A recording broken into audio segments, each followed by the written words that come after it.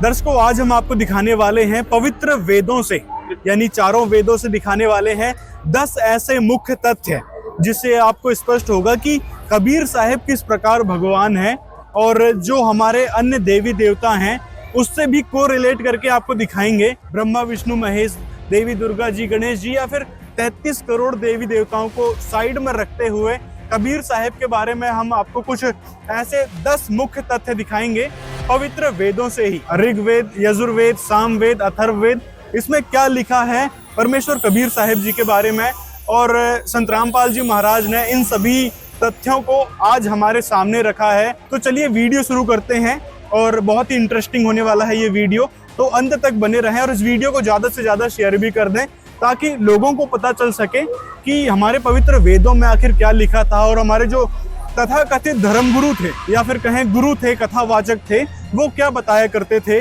कि ब्रह्मा विष्णु महेश ही सर्वोच्च भगवान है। इनके बारे में वेदों में लिखा है, सभी सदग्रंथों में महिमा गाई गई है, यहाँ तक कि इस्कॉन वाले कृष्ण जी को सर्वोच्च भगवान बताते हैं। तो आइए देखते हैं वेदों में क्या लिखा है, 10 ऐसे मुख्य तथ्य जानेंगे।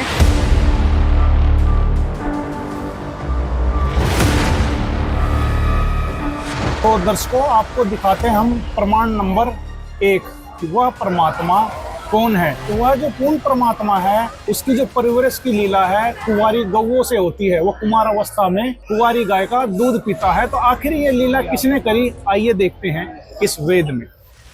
यह है ऋग्वेद, मंडल नंबर 9 और 10 है। महर्षि दयानंद जी द्वारा इसका अनुवाद है। इसमें ऋग्वेद मंडल नंबर 9 सूक्त 1 का मंत्र नंबर 1 है। इसमें लिखा है, उस पुरुष को कुमार अवस्था में ही सब प्रकार से अहिंसनीय गौएं तृप्त करती है। इसके अंदर स्पष्ट है कि जो वो पूर्ण परमात्मा है उसकी जो कुमारी अवस्था में जो परवरिश की लीला होती है वो कुंवारी गौओं से तृप्त होती है। आखिर ये लीला किसने करी? क्या ब्रह्मा जी ने करी या शिव जी ने करी या कृष्ण जी या राम ने करी? किसी ने भी नहीं करी। आखिर किसने करी यह लीला? आइए हम देखते हैं। ये अब श्रीमद् देवी भागवत है, गीता प्रेस गोरखपुर से है। इसके अंदर में एक प्रकरण आता है, विष्णु जी कहते हैं, मैं ब्रह्मा और शंकर हम तुम्हारी कृपा से विद्यमान है, हमारा आविर्भाव और तिरोभाव हुआ करता है, केवल तुम ही नित्य हो, जगत जननी हो, प्रकृति और सनातनी देवी हो। भगवान शंकर कहते हैं, यदि महाभाग विष्णु तुम्ही से प्रकट हुए हैं तो उसके बाद उत्पन्न होने वाले ब्रह्मा भी तुम्हारे ही बालक हुए। फिर मैं तमोगुणी लीला करने वाला शंकर क्या तुम्हारी संतान नहीं हुआ? अर्थात मुझे भी उत्पन्न करने वाली तुम ही हो। अब इसके अंदर एक बात स्पष्ट होती है कि ब्रह्मा विष्णु शिव जी ये तो दुर्गा से उत्पन्न है, तो क्या इनकी परवरिश की लीला कुंवारी गौओं से हुई? इसका प्रमाण ना कहीं पुराणों में है, ना कहीं वेद में है, ना किसी उपनिषद में है, ना किसी पुराण उपमा पुराण में है। तो आखिर वो लीला किसने करी? वो लीला कबीर देव ने करी, कबीर साहब ने करी, काशी वाले जुलाहा ने करी। आपको हम कबीर सागर में प्रमाण दिखाते हैं, आइए देखते हैं। देखिए, ये है कबीर सागर, संपूर्ण 11 भाग, खेमराज श्री कृष्णदास प्रकाशन मुंबई के जी। इसके हम आते हैं ज्ञान सागर पे। इसके अंदर में आता है नूरी वचन, बचिया जाही बैल नहीं लागा, यहाँ की कुंवारी, सोले ठाड़े करो तही आगा, जुल्हा एक बचिया ले आवा, चलो दूत कोई मरम न पावा, चलो दूत जुल्हा हरसाना, राख छिपाई काहू नहीं जाना। अब इसकी बात से यह स्पष्ट होता है कि जो कुंवारी गाय का दूध पीने का प्रमाण वेद में है वो ना ब्रह्मा जी ने किया, ना विष्णु जी ने, ना कृष्ण जी ने, ना राम जी ने। वो किसने किया? कबीर देव ने किया, कबीर साहब ने किया।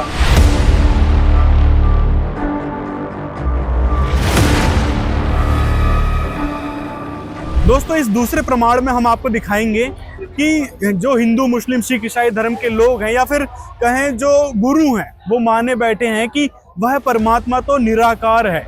यहाँ तक कि हिंदू धर्म के शंकराचार्य भी मानते हैं कि वह परमात्मा निराकार है। तो अब आइए देखते हैं हमारे पवित्र वेदों में क्या कहा गया है। तो देखिए, आपको दिखाते हैं प्रमाण नंबर 2। ये वही ऋग्वेद है। इसके हम 2 श्लोकों से सिद्ध करेंगे कि वह परमात्मा कैसा है। ये ऋग्वेद है, महर्षि दयानंद जी द्वारा 9वां और 10वां मंडल है। इसके अंदर कहा गया है, ये देखिए, ये लिखा है कबीर देव। इसमें है वह परमात्मा कबीर देव है, वह परमात्मा कबीर देव है, सबका रक्षक है। तो जो सबका रक्षक है वो कबीर देव है, यहाँ कबीर देव लिखा हुआ। अब हम श्लोक नंबर आपका दूसरा दिखाते हैं कि वो कैसा है। अब ये देखिए, इसके अंदर है जो सर्वोत्पादक प्रभु राजा के समान दर्शनीय है। तो अभी आपने देखा ऋग्वेद मंडल नंबर 9 और 10 में लिखा हुआ है कि वह परमात्मा जो सबका रक्षक है उसका नाम कबीर देव है और वह राजा के समान दर्शनीय है।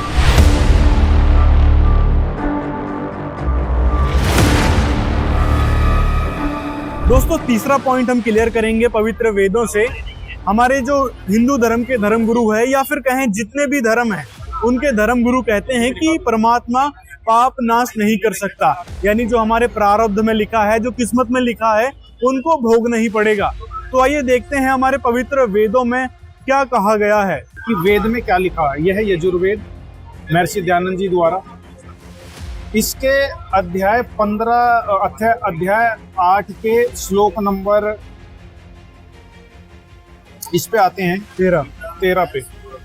इसमें लिखा है, सबके उपकार करने वाले आप, दान देने वालों के अपराध के विनाश करने वाले हो, साधारण मनुष्यों के किए हुए अपराध के विनाश करने वाले हो, पिता के किए हुए विरोध आचरण के अच्छे प्रकार हरने वाले हो, अपने किए हुए पाप के दूर करने वाले हो, अधर्म के मतलब अनस्य मतलब अधर्म पापों के पाप को भी नाश करने हारे हो। अब यहाँ पर दोस्तों जो मित्र शब्द आया है ना, आप इससे विचलित ना होना, क्योंकि मित्र जो यहाँ पर महर्षि दयानंद जी ने किए हैं, सत्यार्थ प्रकाश में उस मित्र का अर्थ परमात्मा बताया गया है।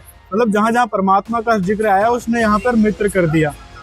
और मैं आपसे एक बात और कहना चाहता हूँ कि वेदों में किसी मित्र या दोस्तों की कहानी नहीं है और ना किसी मित्र ने किसी के पाप नाश किए हैं। वेदों में परमात्मा की जानकारी है, ना कि किसी मित्र की। मित्र ना किसी के पाप नाश कर सकता है, ना किसी ने किया है। पाप नाश सिर्फ और सिर्फ परमात्मा कर सकता है, जिसकी ये जानकारी। तो जैसा कि आपने देखा कि वेदों में लिखा है कि कौन परमात्मा पापों को नाश कर देता है, ठीक इसके विपरीत जो भी आज तक हमने पुराणों को पढ़ा, सुना और जाना, उसके अंदर में लिखा हुआ है कि जिन्होंने ब्रह्मा विष्णु शिव जी और देवी देवताओं की साधना करी, उनसे पापों का नाश नहीं होता। जिसका उदाहरण अनेक प्रमाण अनेकों कथा और कहानियों में मिलता है। जैसा कि राम जी ने जब बाली को छुप के तीर मारा था, उनके भी पाप नाश नहीं हुए, जिसका बदला उन्हें श्री कृष्ण रूप में देना पड़ा।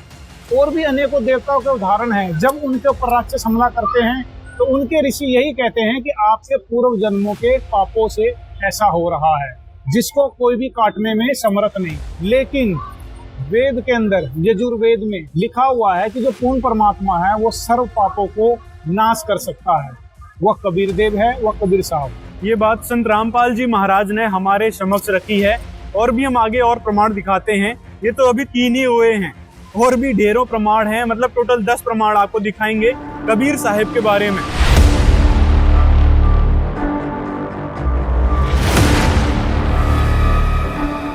अब आते हैं चौथे पॉइंट पर। अन्य धर्म गुरु कहते हैं कि जो भगवान होता है, जो परमात्मा होता है, वह दुष्टों का संहार करने के लिए आता है। अब देखते हैं पवित्र वेदों में क्या कहा गया है कि आखिर वह परमात्मा किस लिए आता है। तो ये है वही ऋग्वेद मंडल नंबर 9 और 10 महर्षि दयानंद सरस्वती द्वारा अनुवादित है। इसके ये मंडल और सूक्त हैं।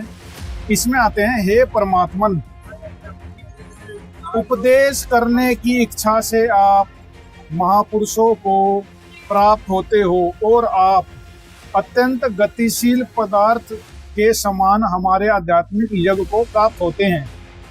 आप कबीर हैं, ऊपर कबीर लिखा है, आप कबीर हैं, शुद्ध स्वरूप हैं, हमारे पापों को दूर करके हे सोम आप हमको सुख दें। तो अब आपने इसमें देखा कि जो पूर्ण परमात्मा है वह उपदेश करने की इच्छा से महापुरुषों को प्राप्त होते हैं। कैसे? जैसे आदरणीय नानक जी को मिले, धर्मदास जी को मिले, गरीबदास जी महाराज जी को मिले और टर्की शहर में रूमी को मिले। और ये इतना मोटा सदग्रंथ दिया जो वेद गवाही देते हैं। क्या दिया? ये ज्ञान दिया। कौन कहता है? वेद बताते हैं कि परमात्मा उपदेश करने की इच्छा से आता है, वह तलवार लेके युद्ध लड़ने नहीं आता। होता है कि काल ब्रह्म का इसका अर्थ स्पष्ट होता है। काल ब्रह्म जो कि गीता ज्ञान दाता है, वह अब कहता है कि हे अर्जुन, मेरे और तेरे बहुत सारे जन्म होते हैं, तो परमात्मा की अमर कसौटी पे यह भी खड़े नहीं उतरते। अब जानते हैं वेद क्या कहते हैं। तो ये है यजुर्वेद 44वां अध्याय के मंत्र नंबर 8, लिखा है कबीर मनीषी। ये देखिए, मूल संस्कृत में लिखा है कबीर मनीषी। परिभू वो जो कबीर मनीषी है वो परिभू है, प्रथम प्रकट होने वाला, स्वयंभू है, स्वयं प्रकट होने वाला। उसके बारे में अनुवाद में लिखा है वह सर्वशक्तिमान है। सर्वशक्तिमान कौन? कबीर जो मनीषी है, कबीर परमात्मा सर्वशक्तिमान है। अगले में देखते हैं, सब जीवों के मनों की वृत्तियों को जानने वाला है। अब यहाँ पर एक और कॉन्सेप्ट आता है, जैसे यहाँ पे कवि शब्द है, उसका अर्थ इन्होंने सर्वज्ञ कर दिया। कबीर का अर्थ सर्वज्ञ कर दिया। ये कबीर है, यहाँ पर कबीर मनीषी, तो इसका अर्थ यहाँ कवि ही करके और सर्वज्ञ कर दिया। जबकि मनीषी का अर्थ भी होता है सब जीवों में की मन की वृत्ति को जानने वाला, यानी सर्वज्ञ। तो मनीषी का अर्थ वास्तव में सर्वज्ञ होता है। और यहाँ जो कवि शब्द आया है, कबीर शब्द आया है, उसका अर्थ कबीर देव होना था, यानी कबीर साहेब होना था। चलिए आगे देखते हैं। और इसमें आगे लिखा हुआ है विनाश रहित। तो वो जो कबीर परमात्मा है वह विनाश रहित है। कबीर मनीषी जो है वो परिभू हैं, प्रथम प्रकट होने वाले, स्वयंभू हैं, स्वयं प्रकट होने वाले, और विनाश रहित हैं, यहाँ की अजर अमर अविनाशी हैं। तो आज आपने जाना कबीर देव जो है वह स्वयं प्रकट होने वाले हैं, प्रथम प्रकट होने वाले हैं, और वह अमर देव हैं, अमर परमात्मा। संत रामपाल जी महाराज अपने अनेकों सत्संग में और अनेकों टीवी चैनलों पे दिखाते रहते हैं।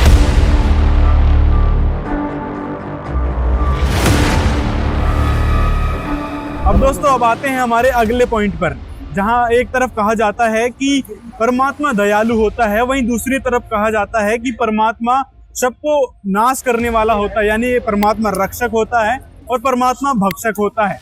अब आपको दिखाते हैं कौन है वह परमात्मा जो रक्षक है और कौन है वह परमात्मा जो भक्षक है। गीता जी से कोरिलेट करके दिखाएंगे, हमारे पवित्र वेदों से। ये है श्रीमद् भगवत गीता जी। इसके अध्याय 11 के श्लोक नंबर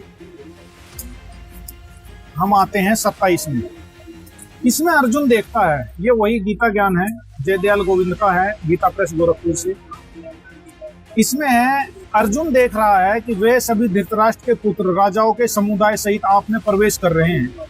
भीष्म पितामह, द्रोणाचार्य, कर्ण और हमारे पक्ष के भी प्रधान योद्धाओं के सहित सबके सब आपके दाढ़ों में भयानक मुखों में बड़े वेग से दौड़ते हुए प्रवेश कर रहे हैं, और कई एक चूरन हुए सिरों सहित। अब यहाँ पे दर्शकों गौर से देखिएगा, अर्जुन देख रहा है कई एक चूरन हुए सिरों सहित आपके दांतों के बीच में लगे हुए दिख रहे हैं। आगे इसके बाद अर्जुन कहता है, मुझे बतलाइए आप उग्र रूप वाले कौन हो? आदि पुरुष, आपको मैं विशेष रूप से जानना चाहता हूं, क्योंकि मैं आपकी प्रवृत्ति को नहीं जानता। इसके जवाब में गीता ज्ञानदाता कहता है, लोगों का नाश करने वाला मैं काल हूं। इस समय इन लोगों को नष्ट करने के लिए प्रवृत्त हुआ हूं। अब इस गीता में स्पष्ट हुआ कि जो गीता ज्ञान दाता है वो ब्रह्म है। श्री कृष्ण जी ने प्रवेश करके उन्होंने गीता ज्ञान दिया। वो कहता है कि मैं काल हूँ और सबका नाश करने के लिए आया हूँ। और अर्जुन देखता है कि वह सबको खा रहा है, और कई एक उनके दांतों में पिसे हुए भी दिखते हैं। अब आइए देखते हैं वेदों में कौन है। ये दोबारा हमने लिया ऋग्वेद मंडल नंबर 9 और 10। इसमें लिखा हुआ है मंडल नंबर 9 के सूक्त 20 का मंत्र 1। इसमें ऊपर लिखा है कबीर देव। कबीर देव वह परमात्मा कबीर देव है और सबका रक्षक है। रक्षक है। विद्वानों की तृप्ति के लिए ज्ञान को देता है, सहनशील है। अब ये वेद कहते हैं जो परमात्मा सबका रक्षक है वो कौन है? वह कबीर देव है, ना कि गीता ज्ञानदाता ब्रह्म। तो इससे स्पष्ट हुआ कि जो सबका रक्षक है वो कबीर देव, कबीर साहब काशी वाले हैं, और जो सबका भक्षक है वह गीता ज्ञान दाता ब्रह्म है और काल।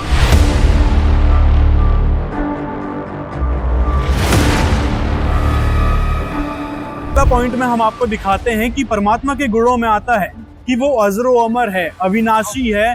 तो आइए देखते हैं कि आखिर कौन है वह परमात्मा। क्या ब्रह्मा विष्णु महेश, या फिर राम कृष्ण है, या फिर जो संत रामपाल जी महाराज बताते हैं कि वह कबीर परमात्मा है जो अविनाशी है। आइए देखते हैं हमारे वेदों में और पुराणों में क्या बताया गया है। ये आपको दिखाते हैं कि अमर परमात्मा कौन है और जन्म मृत्यु में कौन है। आइए देखते हैं। ये गीता प्रेस गोरखपुर से है, श्रीमद् देवी भागवत महापुराण प्रथम खंड, इसके चतुर्थ स्कंद। इसमें लिखा है ब्रह्मा विष्णु महेश और इंद्र आदि जो देवता तथा मुनिगण हैं वे भी अपनी आयु के परिमाण काल तक ही जीवित रहते हैं। गोपाल, अपनी आयु का अंत हो जाने पर ब्रह्मा विष्णु महेश इंद्र आदि देवता भी विनिष्ट हो जाते हैं।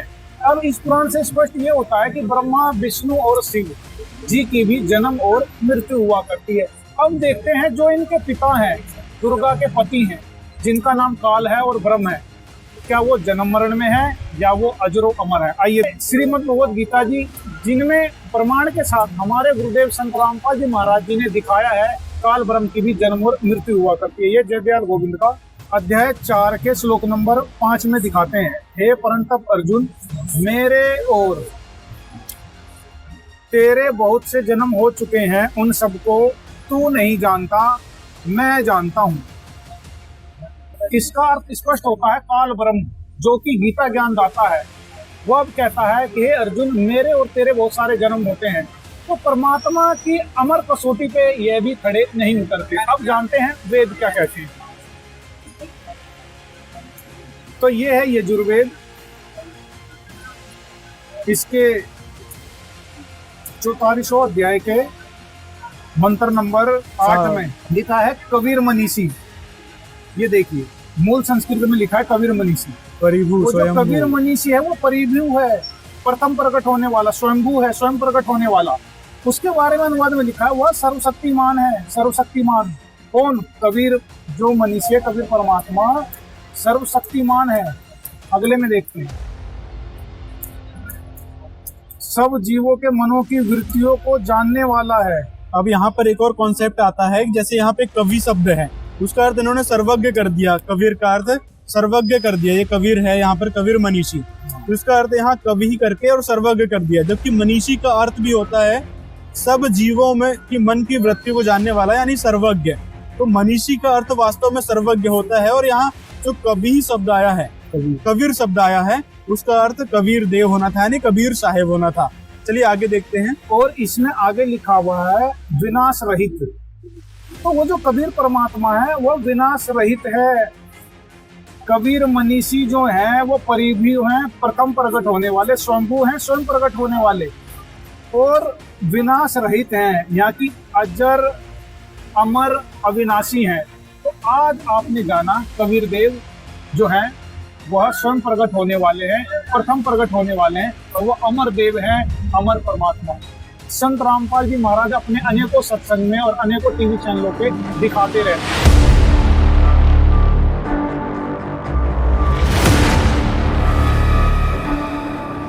तो दोस्तों, जैसा कि बताया जाता है कि सबसे बड़ा परमात्मा कौन, सुप्रीम गॉड कौन, यहाँ की सबसे शक्ति युक्त परमात्मा कौन है, तो उसके बारे में जानते हैं।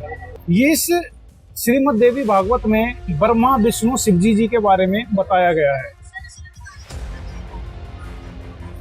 यह 5वां स्कंद है। इसमें महिषासुर आदि के साथ भगवान विष्णु और शंकर का भीषण युद्ध, भगवान विष्णु शंकर और ब्रह्मा का सौधाम लौट जाना, इंद्र आदि देवताओं की पराजय।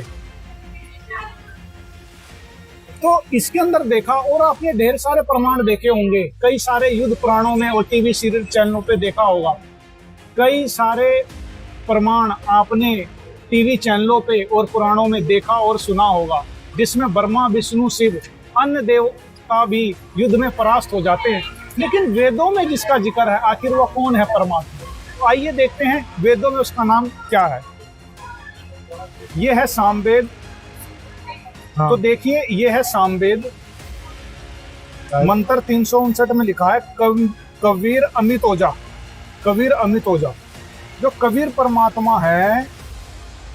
अब इन्होंने कबीर का अर्थ कभी करके छोड़ दिया, गरजने वाला नहीं। कबीर मतलब कबीर, कबीर देव। वह अपरिमित बलयुक्त है, मतलब जिसकी कोई सीमा ना हो। तो इसके अंदर आपने देखा, जो वेदों में सामवेद में लिखा है कि जिसकी बल की कोई सीमा ना हो, जिसका कोई पैमाना ना हो, वह कबीर देव है, कबीर साहब है, काशी वाले कबीर जी हैं। इनका प्रमाण संत रामपाल जी महाराज जी बार बार दिखाते हैं। जो सर्वोत्पादक प्रभु है, सबका मालिक है, सर्वशक्तिमान है, वह ब्रह्मा विष्णु शिव नहीं, वह कबीर देव भगवान है।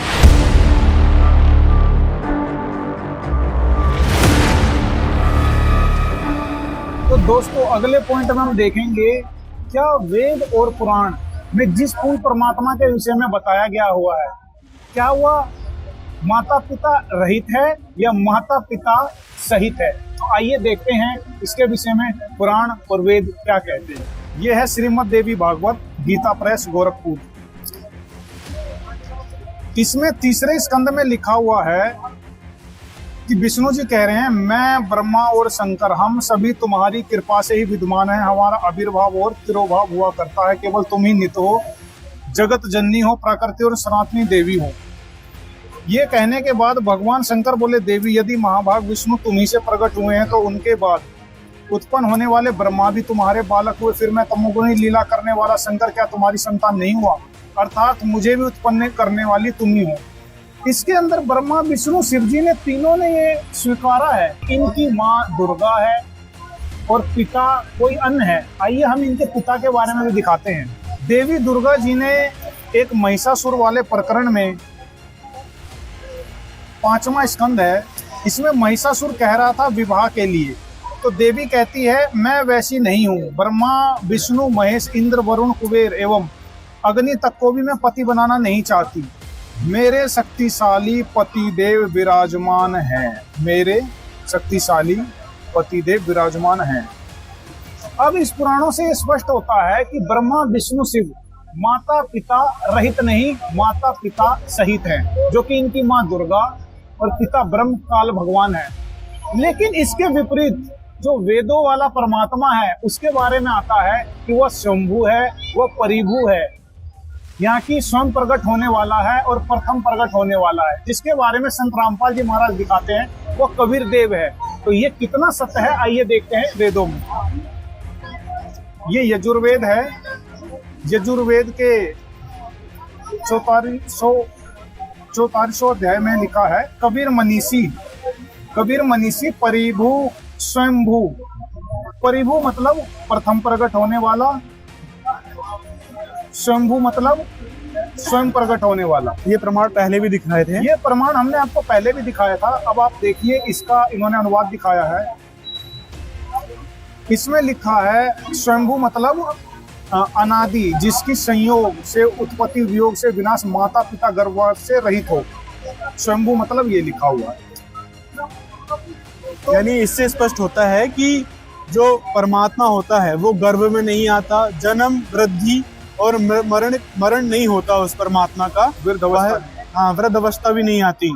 वह परमात्मा सनातन आदि स्वरूप अपने अपने स्वरूप से उत्पत्ति और विनाश रहित यानी अमर, विनाश रहित कर दिया इन्होंने। यहाँ पर विनाश रहित यानी अविनाशी आना था, अविनाशी, विनाश रहित अविनाशी प्रजा के लिए। तो इसमें जो लिखा है कबीर मनीषी परिभू और स्वयंभू, तो क्या वो ब्रह्मा जी हैं, विष्णु या शिव जी हैं? जी बिल्कुल नहीं। उनके बारे में संत रामपाल जी महाराज जी ने बताया हुआ है, वो कबीर देव है, कबीर साहब है, वही काशी वाले। तो दोस्तों चलते हैं अगले प्रमाण की ओर।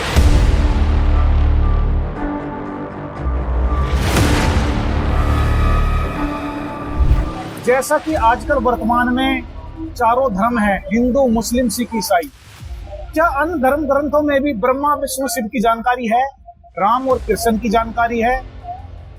नहीं है। हमको कहीं भी ब्रह्मा, विष्णु, शिव जी, राम और कृष्ण की जानकारी हमारे सदग्रंथों के अलावा नहीं मिलती। न वेदों में, न गीता जी में, न अन्य धर्म ग्रंथों में मिलती है। लेकिन आपको जानकर बड़ी हैरानी होगी, संत रामपाल जी महाराज जी ने अपने सत्संगों में दिखाया, जो वो कबीर देव है, कबीर साहब है, वो काशी वाले हैं, उनकी जानकारी वेदों में भी है, श्रीमद् भगवद गीता जी में भी है, इस्लाम धर्म के कुरान में भी है, गुरु ग्रंथ साहिब में भी है और अन्य संतों की वाणियों में भी है। तो इससे स्वयं सिद्ध होता है who is God, Kabir is God. चारों धर्मों में आखिर कौन है भगवान, जिसका गीता, वेद, पुराण और पुराणों में है प्रमाण? Kabir is God. तो दर्शकों, अब हम चलते हैं अगले पॉइंट की तरफ।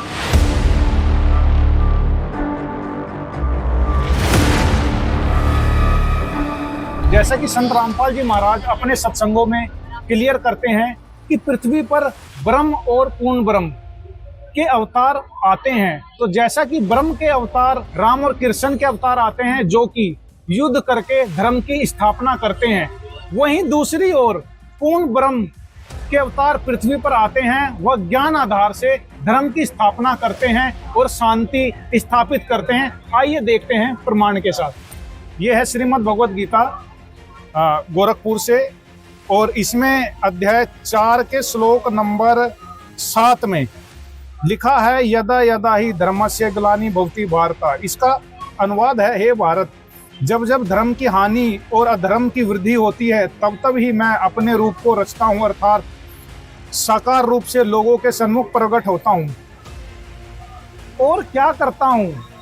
आपने महाभारत के युद्ध के मैदान में देखा होगा, त्रेता युग में राम रावण युद्ध के मैदानों में देखा होगा। लेकिन वहीं दूसरी ओर जब पूर्ण परमात्मा पृथ्वी पर आते हैं, तो वो क्या करते हैं? आइए देखते हैं।